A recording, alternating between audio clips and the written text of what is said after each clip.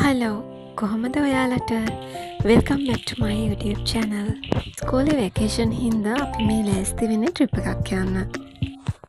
ඉතින් අපේ පුතාත් උදේ පාන්දරම නැගිටලා මේ ට්‍රිප් එක යන්න මට උදව් කරන්න හැටි බලන්නකෝ. ඉතින් ට්‍රිප් එකේදී උදේට කන්න මම සොසේජස් ටිකක් දාලා කොත්තු මී ටිකක් හදාගත්ත එක ලීසිනේ. අපි යන්නේ අද යාල්දේවි ට්‍රේන් එකේ කංගසන්තුරේට. ට්‍රේන් එක තියෙන්නේ 5:45ට. ඉතින් අපි පික්මි එකක් දාගෙන කොටුව ස්ටේෂන් එකට යද්දී 5:05ට විතර ඇති. දැන් ඉතින් වෙලාව වැඩි. අපි ඉතින් පොඩක් කැරකි හිටියා. ඉන්නකොට ඒ අතරේ බතුල්ල බලා පිටත් වෙන පොඩි මෙනිකේ කෝච්චිය ආවා. ඒ අතරේ බලන්නකෝ අපේ පොඩි දෙන්නට හම්බෙච්ච chance එක. හස්බන්ඩ් පොඩි දෙන්නව ඒකේ මෙහෙයුම් එදිරිය පෙන්නන්න පොඩ්ඩක් ළඟට එක්කන් ගියාම අනේකේ හිටපු මහත්තුරු පොඩි දෙන්නට ඇතුළට එන්න කියලා වාඩි වෙන්නත් අවස්ථාව ලබා දුන්නා. ඉතින් කාටවත් සාමාන්‍යයෙන් හම්බෙන්නේ නැති chance එකක් මේගොල්ලන්ට පොඩි කාලෙදිම හම්බුණා. කෝච්චියේ මේ ට්‍රිප් එක දාගන්න හේතුවත් ඒ දෙන්නම තමයි. මොකද ඒ දෙන්නා මේ වෙනකන් කවදාවත් කෝච්චියක ගිහිල්ලා නැහැ. කැරකි ඉන්නකොට 5:50ට ඔන්න අපේ යාල්දේවි ආවා. යාල්දේවි ට්‍රේන් එකේ ෆස්ට් ක්ලාස් එක තමයි අපි බුක් කරේ. මේකේ හොඳ කුෂන් සීට්ස් තමයි තියෙන්නේ. දැන් ෆැමිලි වගේ යනවා නම් අපිට මූණට මූණ බලාගෙන යන්න පුළුවන් වෙන විදිහට මේක අපිට අංශක 180ක් කරකවලා හදා ගන්න පුළුවන්. ඒ වගේම හීට් වෙලා යන්න අපිට ඇඩ්ජස්ට් කරගන්න පුළුවන්. ඒ වගේම ඉස්සරහා සීට් එකේ තියෙන පොඩි අපිට ටේබල් එකක් පාත් කරගන්න පුළුවන්. ඒකේ කෑම කන්න හරි මොන හරි බෑග්ස් හරි තියාගන්න. ඒ වගේම charging point එකක් තියෙනවා අපිට plug කරගන්න පුළුවන්. foot rest එකක් තියෙනවා. TV තියෙනවා. ඒ වගේම සීට් එකේම සයිඩ් එකේ තියෙනවා අපිට data cable එකක් වගේ ගහන්න පුළුවන් පොඩි port එකක්. මේ first class එක fully AC. අපිට කොටුව ස්ටේෂන් එකේ ඉඳලා කංකසතුරේ දක්වා යන්න සීට් 4කට රුපියල් 12800ක් ගියා. ඒ වගේම එන්නත් 12800යි. හැබැයි අපි වොරන්ටි එකෙන් තමයි මේ යන්නේ. ට්‍රේන් එක 6:05 වෙනකොට පිටත් වුණා. ටිකක් වෙලා යනකොට කට්ටියට ඉතින් ඔන්න බඩගින්න ආවා. ඉතින් අර හදන්ගේ නූලස් එක තමයි කෑවේ අපි උදේට.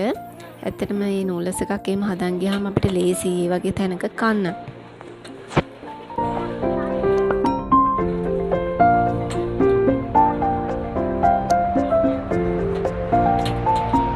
ට්‍රේන් එකේ ලැබටරි එක ගැනත් මං කියන්නම්. මෙන්න මේ මෙතන කොළපාට පොඩි බටන් එක ප්‍රෙස් කරාම ඔටෝ දොර ඇරෙනවා. එතනින් එහාට ගියාම තමයි ලැබටරි එක තියෙන්නේ. මේකේ කොමඩ් එකක්, බිඩ ෂවර් එකක්, සින්ක් එකක්, මිරර් එකක් තියෙනවා. කොටුව ස්ටේෂන් එකේ ඉඳලා ජැෆ්නා ස්ටේෂන් එකට ගියත් කංකසන්තුරේ ඉඳලා මරදාන ස්ටේෂන් එකට ආවත් ඇත්තටම අපිට මේ ගමනේදී පොඩ්ඩක්වත් ඇඟේ පතේ අමාරුවක් දැනුන්නේ නැහැ. හොඳට සීට් අතර ස්පේස් එකක් තියෙනවා කකුල් එහෙම දිග අරගෙන ඉන්න. පුළුවන් තරම් බඩු අඩුවෙන් අරගෙන යන තරමට හොඳයි. අපිට ඉතින් උස්සගෙනනේ යන්න ඕනේ. ගෙදර වාහනයක යනවා වගේ නෙවෙයිනේ. ඉතින් කෝච්චියේදී පැය 6ක් 7ක් ගමන තියෙන නිසා මොනවා හරි කන්න බොන දේවල් ටිකක් අරන් යන එක තමයි හොඳ. ට්‍රේන් එක ඇතුළේ තියෙනවා කැන්ටින් එකක්. ඒකිනුත් අපිට ටී උණු ෂෝටිස් වගේ ඒවා ළඟටම ගෙනල්ලා දෙනවා. ඒ 10ට විතර බිව්ව ටී එකක් රුපියල් 100යි. ඒක නම් එච්චරම රහ නෑ වතුර වගේ. හැබැයි නෙස්කැෆේ හැම 150ට තියෙනවා. ඒව නම් හොඳ තත්ත්වෙන් තිබ්බා. දැන් වෙලාව දවල් 12:45ට විතර ඇති. අපේ ගමනාන්තේ කංකසන්තුරේ වුණාට හස්බන්ඩ් කිව්වා ජැෆ්නා වලින් බහිමුයි කියලා. අපිට වෙලාව තියෙන නිසා ජැෆ්නා වල තියෙන දෙයක් අපි ඉස්සෙල්ලා බලලා ඉමුයි කියලා කතා වුණා. අපි ජැෆ්නා ස්ටේෂන් එකෙන් බැහැලා එළියට ගිහාම එතන ත්‍රීවිල් තියාගෙන ගොඩක් කට්ටිය ඉන්නවා. අපි පොඩ්ඩක් ඒගොල්ලොත් එක්ක කතා කරලා බැලුවා. අපිට ඒගොල්ලෝ තනිකරම ටැමිල් වලින් තමයි කතා කරන්නේ. එහෙමත් එක්කෙනෙක් සිංහල කොඤ්ඤම් දන්නවා. ඉතින් අපි එක්කෙනෙක්ව කතා කරගෙන මුලින්ම බලන්න ගියා යාපනයේ බලකොටුව. මේක 1619 දී පෘතුගීසියන් විසින් ඉදිකරන ලද බලකොටුවක්. ලන්දේසියන්ගේ පාලනයට යටත් වුණාට පස්සේ දැනට පවතින තත්ත්වය දක්වා මේක විශාල කරලා තියෙනවා. මේක පංචාස්ත්‍ර හැඩයෙන් යුක්තව තමයිලු හදලා තියෙන්නේ. මුළු පහේ බැස්ටියන් කාලතුවක්කු 5ක් රඳවන්න පුළුවන් වෙන විදිහට. හරියට ඇමරිකාවට කලින් පෙන්ටගනේ මේකද දන්නෙත් නෑ නේද? දැනට ආසියාවේ ඉතිරි වෙලා තියෙන ප්‍රාකාර දෙකකින් සමන්විත එකම බලකොටුවත් මේක තමයි. ඊළඟට අපි ගියා යාපනයේ පුස්තකාලය බලන්න. ඒක ඇතුළ නම් වීඩියෝ කරේ නැහැ. කරන්න බැහැනේ. මට කියන්න බැරි වුණානේ. අපි යාපනයේ බලකොටුව බලන්න යනකොට අපිව ත්‍රිවිලකින් එක්කන් ගියේ අයියා කිව්වා යාපනයේ බලන්න තියෙන තැන් කිහිපයක්ම එක්කන් යනවා රුපියල් 2500 පැකේජ් එකකට කියලා. ඉතින් අපිත් පාරවල් ඒව දන්නේ නෑනේ. ඉතින් අපිත් ඒකට කැමති වෙලා තමයි අපි මේ එයත් එක්කම මේ එක එක තැන් වලට යන්නේ. ඉතින් අපි මුලින්ම බලකොටුවට ගියා, ඊළඟට ලයිබ්‍රරියට ගියා. දැන් අපිව මාකට් එකටත් එක්කන් ආවා. මාකට් එකෙන් තල් හකුරු කොට්ට කෙලින්ගු තව ඒගොල්ලෝගේ අර ආවේනික පපඩම් වගේ જાති වගඩම් කියලා જાතියක් තිබ්බා. තව කටේ දී වෙලා යන ස්විස් වගේ જાතියක් තිබ්බා. ඒ වගේ ටිකක් අරගත්තා. ජැෆ්නවල කන්න ප්‍රසිද්ධම කඩේ තමයි මලායන් කැෆේ රෙස්ටොරන්ට් එක කියන්නේ. මේ වෙද්දී ඉතින් ලොකු බඩගින්නක් නැහැ. ඒ වුණාට අපි දවල්ට කාලා ගියා නල්ලූර් කෝවිලට. නල්ලූර් කෝවිල 3ටලු අරින්නේ. දැන් 2:30 වෙලාව. ඉතින් අපි ගියා එතකන් රියෝ අයිස්ක්‍රීම් කන්න. රියෝ අයිස්ක්‍රීම් කාලා අපි ආපහු නල්ලූර් කෝවිලට ගියා. ඒක නම් මම ආපහු වීඩියෝ කරේ නැහැ. හැබැයි මතක ඇතුව කියන්න ඕනේ පිරිමියා යනවා නම් කොටකලිසම් ගහන් යන්න නම් එපා. මොකද අපේ මහත්තයාටත් කොටකලිසමක් ගහන් ගිහින් ඉඳ ඇතුළට යන්න දුන්නේ නැහැ.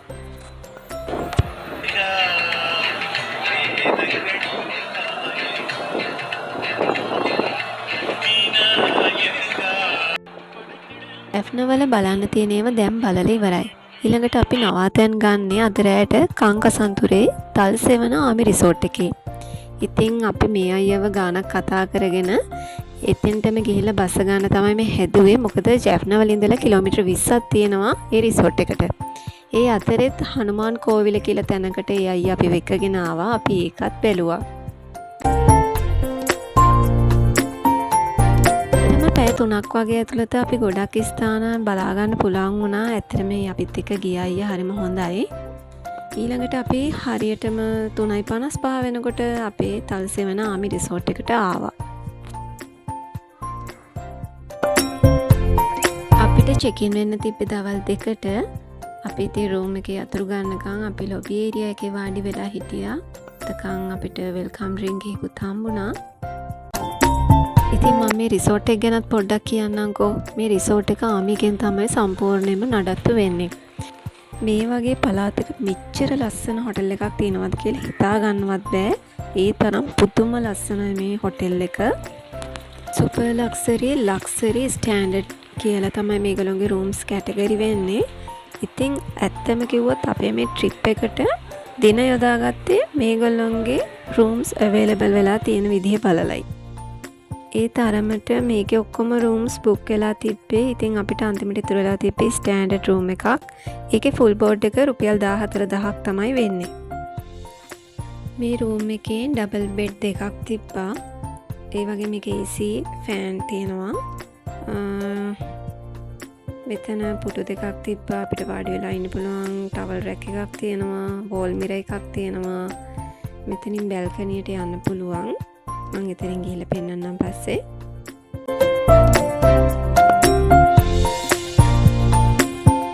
ඊළඟට බාත්රූම් එකත් ලොකු අවුලක් නැහැ. ඒගොල්ලෝගේ ෂවර් ජෙල්, ෂැම්පූ, මොයිස්චරයිසිං ක්‍රීම් වගේ ඒවා දීලා තිබ්බා. හොට් වෝටර් තියෙනවා. අපිට වැඩ කරගන්න මේසයක් දීලා තිබ්බා.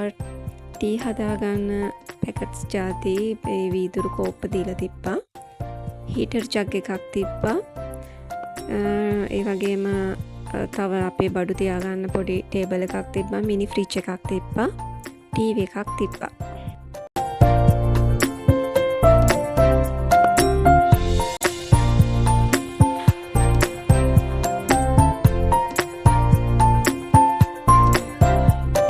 බැල්කනියෙන් ගියාම එක පැත්තකින් පූල් එක පේනවා.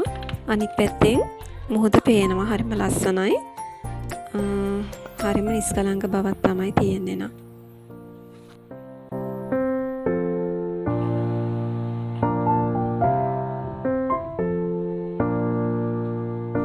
අපේ පොඩු දෙන්න නම් ඉතින් ආපෙලේ ඉඳන් පූල් එකට බහින්න තමයි මේ රෙඩි වෙන්නේ. ඉතින් ඊට කලින් අපි පොඩ්ඩක් බීච් එක පැත්තටත් ගියා. මාරම ලස්සනයි. හිතා ගන්න බෑ. මේ දවස්වල නම් හැබැයි මුහුදේ රැල්ල පොඩ්ඩක් සැරයි කියලා තමයි කිව්වේ. ජනවාරි මාර්තු වගේ වෙද්දි නම් එහෙම මේ කිසිම අර රැල්ලේ සැර බවක් නැහැ කියලා තමයි අපිට කිව්වේ නම්. ඉතින් ඉස්සෙල්ලා අපි බීච් එක චුට්ටක් ඉඳලා පූල් එක පැත්තට ගියා.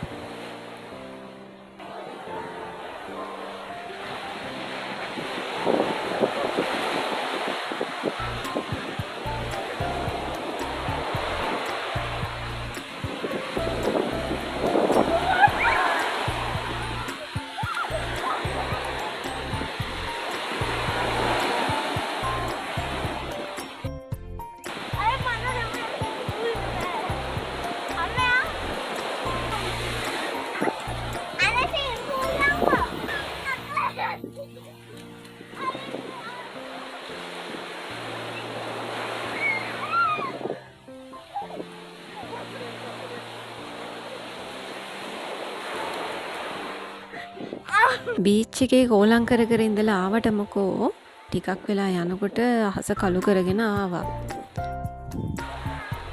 අනේ ඉතින් විනාඩි 10ක්වත් ගියේ නෑ මහා වැස්සක් අඩන් වැටුණා.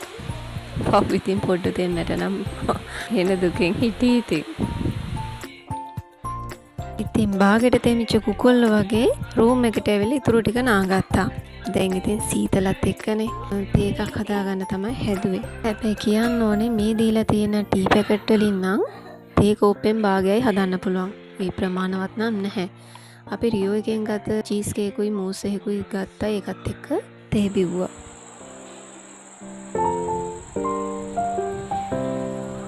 වැස්ස පෑවුවට පස්සේ අපි පොඩ්ඩක් එළිය පහළියට බැස්සා. දැන් හොටෙල් එකේ ලයිට්ස් එහෙමත් දාලා හරිම ලස්සනයි. ඔන්න ඕගොල්ලෝ බලන්නකෝ. මම පොඩ්ඩක් වීව් එක පෙන්නන්නම්. හරිම ලස්සනයි. මූද නම් හැබැයි හොඳටම සැරයි. අයිනටම යන්න එපා. මේ මාර ලස්සනයි ඈ.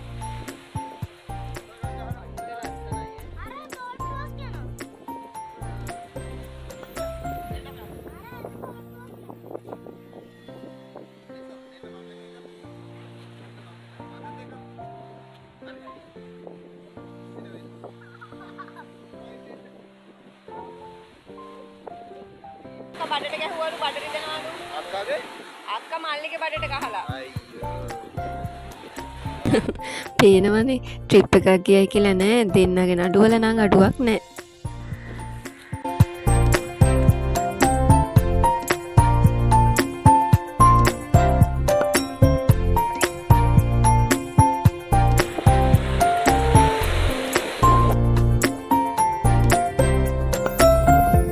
මේගොල්ලොන්ගේ බ්‍රෙක්ෆාස්ට් එක තමයි බුෆේ තියෙන්නේ. ඩිනර් ලන්ච් ගන්නවා නම් කලින් කියන්න ඕනේ. ඉතින් අපිත් ඩිනර් එක මෙහින් ගන්න විනාඩි 20කට කලින් ඒගොල්ලන්ට රෙඩි කරන්න කියන්න ඕනේ. අපි ඕඩර් එක දීලා අපි ඉතින් එළියේ හිටියා මෙච්චර වෙලා. දැන් අපි ඒගොල්ලන්ගේ රෙස්ටුරන්ට් එකට ආවා ඩිනර් ගන්න. කියන්න ඕනේ කෑමත් ලොකු අවුලක් නැහැ. හැබැයි ජැප්නම් වල වතුරත් පොඩ්ඩක් කිවුල් ගතියක් තියෙනවා. සමහර විට ඒ වතුරෙන් වෙන හින්දාත් දන්නේ පොඩ්ඩක් රහේ පොඩි වෙනසක් අපිට දැනෙනවා. මේ පහෝදා උදේ 7:45ට විතර ඇති. බලන්නකෝ දැන් තියෙන ලස්සන. බ්‍රෙක්ෆාස්ට් එකට ආප්ප, ඉන්දියාප්ප, බත්, පාන්, චිකන්, බිත්තර තම්බල කිරිහොති, තව පාන් කැමතින ටෝස් කරලා ගන්න පුළුවන්, බටර් ජෑම්, සුප් තිප්පා, බීම වර්ග තිප්පා. බ්‍රෙක්ෆාස්ට් එකත් හොඳයි. ඉතින් බ්‍රෙක්ෆාස්ට් එක අරගත්තට පස්සේ අපි පොඩි දෙන්නට ඊයේ හරියට පූල් එකේ සෙල්ලම් කරන්න බැරි වුණානේ. ඉතින් උදේ 8:00 වෙද්දී ඒගොල්ලෝ පූල් එකට බැස්ස කාපු ගමම බැස්ස ඒගොල්ලෝ. ඉතින් මේ දෙන්න විතරයි හිටියේ මුලදී. පස්සේ තමයි අනිත් කට්ටියත් ආවේ. කොහොම හරි අපිට 11ට චෙක් අවුට් වෙන්න ඕනේ. ඉතින් අපි 10:00ටත් බොහොම අමාරුවෙන් බලෙන් තමයි ඒගොල්ලෝම එළියට ගත්තේ. මම ඉතින් ගොඩට වෙලා සිරි නරඹ හිටියා.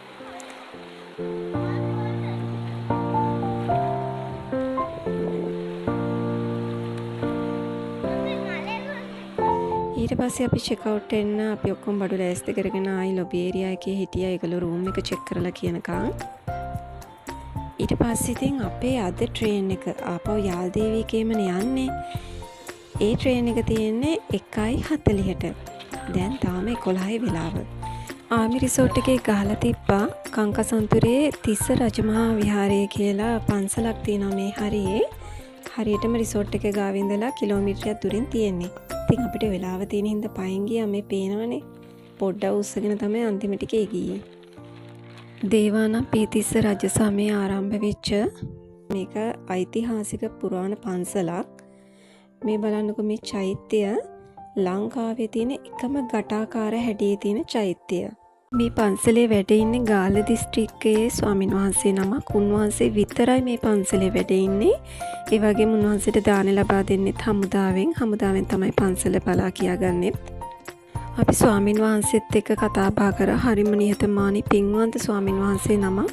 අපි ටික වෙලාවක් පන්සලේ රැඳිලා ඉඳලා අපි ඊළඟට ආවා. මේ රිසෝට් එක පහු කරගෙන එනකොට තිබ්බ කඩපේලියක්. එතනින් ලන්ච් එක අරගෙන එහා පැත්තේ තිබ්බ අයිස්ක්‍රීම් කඩේකින් අයිස්ක්‍රීම් කාලා දැන් අපි ට්‍රේන් එකට යන්නයි මේ හදන්නේ. එතන බීච් සයිඩ් එකකුත් තියෙනවා. එතනත් ගොඩක් සෙනගෙටිය ඔයගොල්ලෝ යනවා නම් ඒ බීච් එකට යන්න පුළුවන්. ට්‍රේන් එක 1:40ට යන්න තියෙන්නේ. 1:35 වෙනකොට වගේ අපි ට්‍රේන් එකට නැග්ගා. හරියටම 1:40 වෙනකොටම ට්‍රේන් එක ඇතුවා. දැන් ඉතින් අපි කොළඹ බලා පිටත් එන්නයි යන්නේ. මතක ඇතුව ෆස්ට් ක්ලාස් එකේ AC හින්දා අපිට ගොඩක් සීතල දැනෙන රෑ බබාලත් ගොඩක් සීතලෙන් හිටියේ. මගේ එක ෂෝල් එකක් විතරයි තිබ්බේ. පැය 6-7ක් එක දිගට AC එකේ යන්න වෙනවනේ. අන් වගේ සෙම් කාර්යය ඉන්නවා නම් සිට්‍රසින්, විටමින් C, ඉන්හේලර්ස් වගේ තව ගන්න බෙහෙත් ಜಾති, සිතාලේප වගේ දේවල් අරගෙන යන්න අමතක කරන්න එපා. සීතලට පෙරව ගන්න බෙෂීට් එකක් හරි කමන්නේ අරගෙන යන්න මතක් කරලා. පොඩි අය ඉන්නවනම් ඒගොල්ලන්ට වෙන මේ අදාළ ඇඳුම් ගන්න අමතක කරන්නත් එපා. මරදානි ස්ටේෂන් එකට රෑ 9:10 වෙනකොට ආවා. අපි මේ කඩේකින් ඩිනර් අරගෙන පික්මි එකක් දාගෙන ගෙදර ගියා. ෆ්නයින්න බලාපොරොත්තුෙන් ඉන්න කෙනෙක්ට පුංචි හරි අදහසක් ගන්න පුළුවන් වෙයි කියලා හිතනවා මේ වීඩියෝ එකෙන්. වීඩියෝ එක හොඳයි නම් ලයික් එකක්, කමෙන්ට් එකක් දාන්න, channel එක subscribe කරන්න ආදරෙන් ඉල්ලනවා. එහෙනම් අදට ගිහින් එන්නම්. ඔයගොල්ලෝ හැමෝටම සුබ දවසක්.